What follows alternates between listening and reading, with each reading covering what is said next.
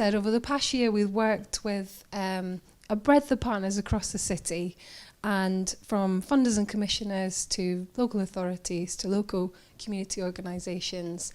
And time again, these are the things that come up, that are the things that stop us moving towards meaningful, and the things that we know really need to change and we need to focus on. So the first one is that we need to stop perverse incentives. So if the tools and the criteria that we're using are not helping us to learn anything useful and are driving us towards, targets for target's sake, then we need to stop using them.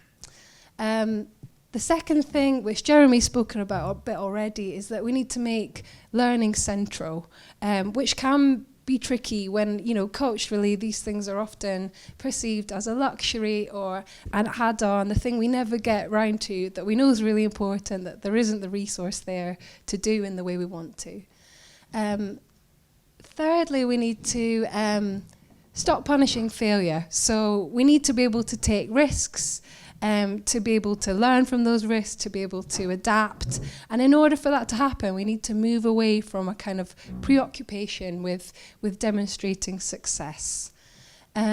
Fourthly, we need to centre the voices of those most involved. And that means, ensuring that measurement, it isn't extractative, but it's a meaningful process for those that are closest to the work. And that it's about listening to the voices and the experiences of those most involved, rather than it being skewed towards the needs of funders and the reporting requirements.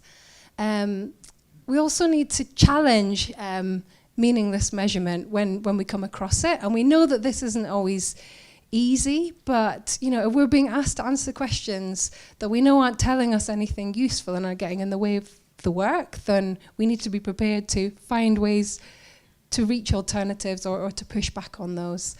And finally, as Jeremy's touched on as well, we need to be up for embracing complexity, because too often there is a kind of preference for methodologies that summarize things very neatly or fit very nicely into a graph. And actually rigor is often about capturing the complexity, and it's about, recognizing that lives are messy and systems are complex, and we need to find ways to capture that and for that to be rooted in how we decide to measure impact.